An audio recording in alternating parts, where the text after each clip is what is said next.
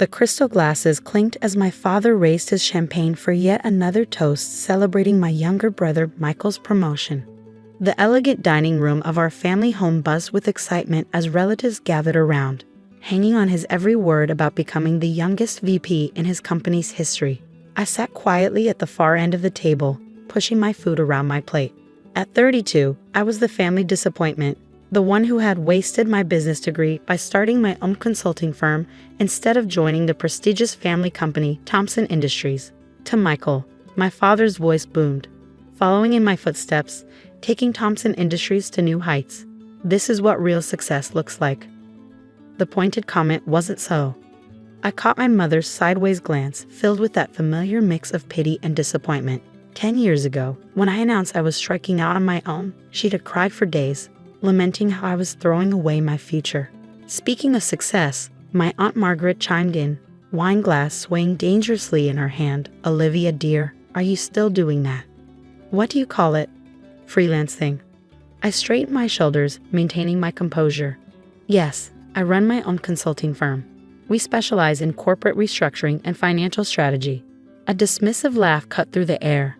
Consulting, my father scoffed. A fancy word for being unemployed. Tell me, how many clients do you actually have? Before I could respond, Michael jumped in with his trademark smirk. Come on, Dad, be nice. I'm sure Olivia helps lots of small businesses with their bookkeeping or whatever. The table erupted in poorly concealed laughter. I gripped my fork tighter, thinking of the contracts sitting on my desk. The international clients whose names would make everyone at this table gasp. But they didn't deserve to know about WR Consulting Group, the company I had built from nothing into one of the most selective firms in the industry. You know, my father continued, swirling his expensive bourbon, Thompson Industries is always looking for entry-level positions. Even at your age, we might find something suitable. That was it, the final straw.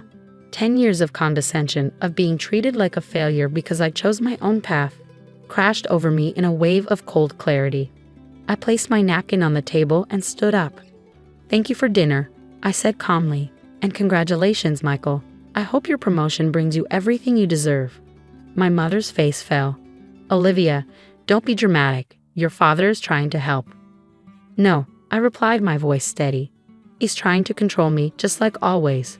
But here's what none of you understand. I don't need your help. I never did. My father's face darkened with anger. Sit down, Olivia. This behavior just proves how worthless your so-called independence has made you. You're nothing without this family. The dining room fell silent.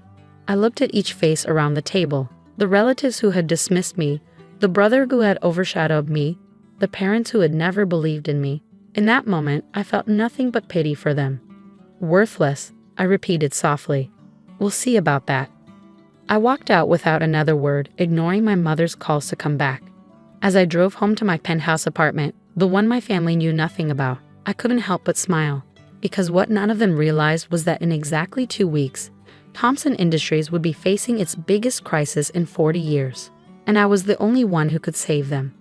Back in my office the next morning, I reviewed the confidential files my team had compiled.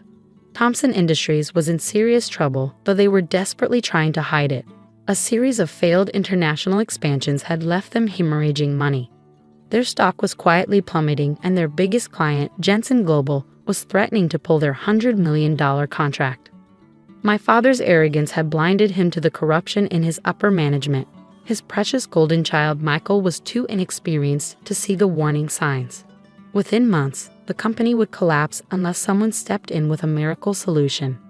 That miracle had a name: Project Phoenix, a complete restructuring strategy that my firm had spent 6 months developing. We had already positioned ourselves as the only viable solution, working through shell companies and subsidiaries to ensure the Thompson family never saw my name. Tomorrow, Thompson Industries would receive the contract that could save them. The only catch: they'd have to agree to give complete control to the mysterious CEO of WR Consulting Group. I picked up my phone and dialed my assistant. Sarah, is everything ready for tomorrow's meeting? Yes, Ms. Walker. The contracts are prepared, and the Thompson Industries board has confirmed their attendance. They're desperate to meet the CEO who might save their company. I smiled, thinking of my father's words from dinner. Worthless. nothing without the family. Perfect, I replied. Make sure the photographer is ready. I want to capture their faces when they realize exactly who they'll be begging for help. The next 2 weeks would change everything. My family thought they were attending a standard board meeting to discuss the company's future. Instead, they were walking into the carefully laid trap I had spent years preparing. Sometimes the best revenge isn't served cold. It's served with a legally binding contract and an ironclad signature line that reads, Olivia Walker, CEO of $1 Consulting Group.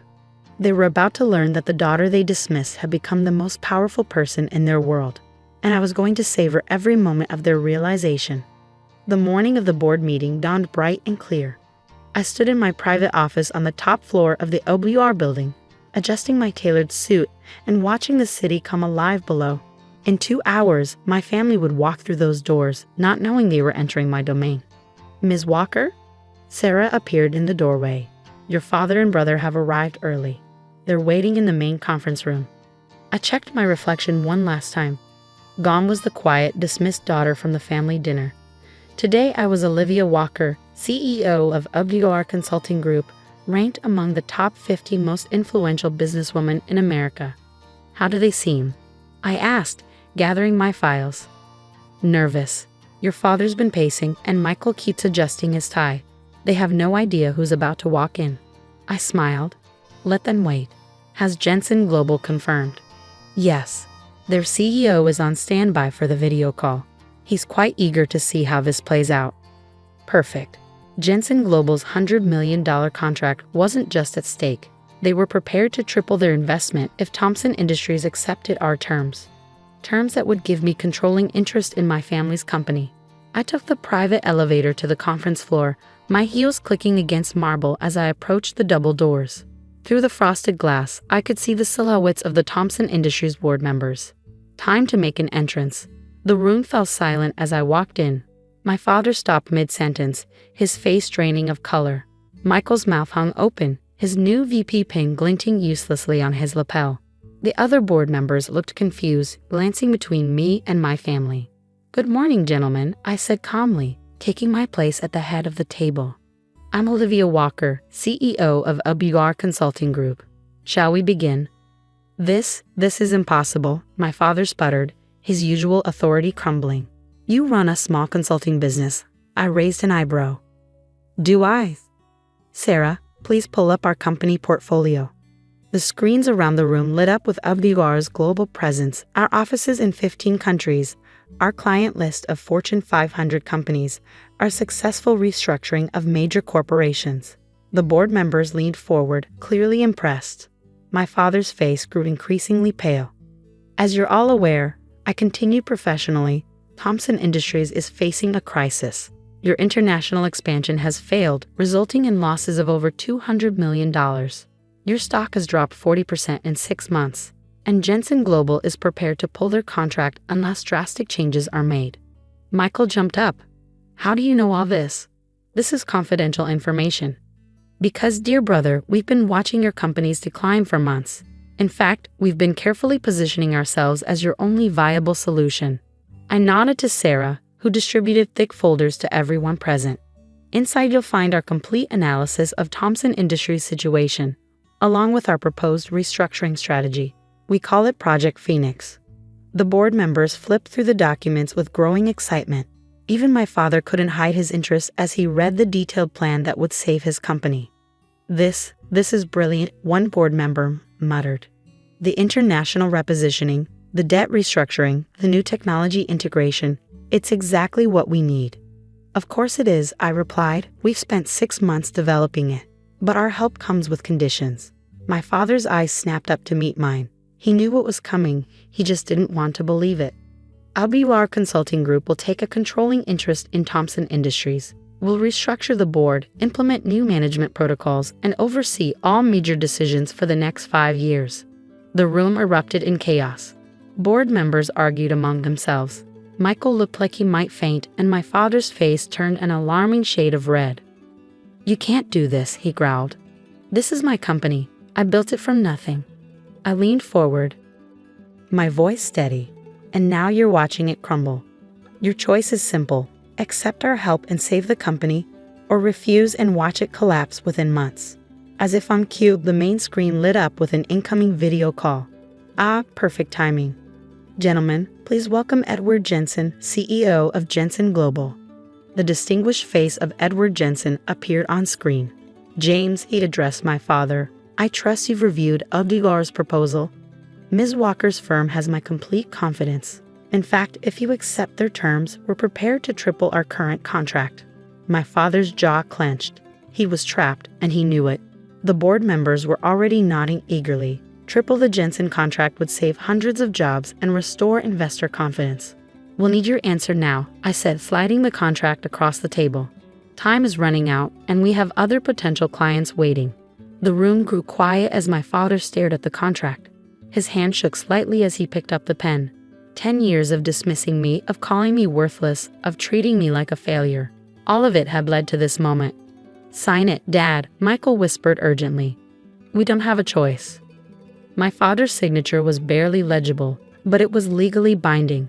As soon as the contract was signed, Sarah began distributing press releases announcing OWR's acquisition of controlling interest in Thompson Industries. Excellent, I stood up, gathering my files. The transition team will arrive tomorrow. Michael, you'll be reassigned to our West Coast office, entry-level position, of course. We need someone to handle the bookkeeping. My brother's face turned crimson as his own words from the family dinner were thrown back at him. And Dad? I paused at the door, savoring the moment. I believe this makes me your boss. Don't worry, I'm sure we can find something suitable for someone of your experience. The look of shock on his face was worth every moment of the past 10 years. As I walked out, I heard one board member whisper, "Did you know his daughter was Olivia Walker?" I smiled, remembering my father's words from 2 weeks ago. Worthless, nothing without the family. How wrong he had been. Back in my office, I poured myself a glass of champagne and gazed out at the city skyline. My phone buzzed, a message from my mother. Olivia, please, your father is devastated. This isn't how families should treat each other. I laughed softly, typing my response. You're right, Mom. Families shouldn't call each other worthless. Families shouldn't dismiss each other's dreams. Families shouldn't need a contract to show respect. But here we are. I turned off my phone and raised my glass to my reflection. The quiet daughter they had dismissed had become the most powerful person in their world. And this was just the beginning. Sometimes the best revenge isn't proving people wrong. It's becoming so successful that they have to face how wrong they were all by themselves. Tomorrow would be my first official day as the controlling shareholder of Thompson Industries. I had 10 years of changes planned, starting with the company name. After all, Abdular Industries had a much better ring to it. The worthless daughter had built an empire. And now, they would all work for me.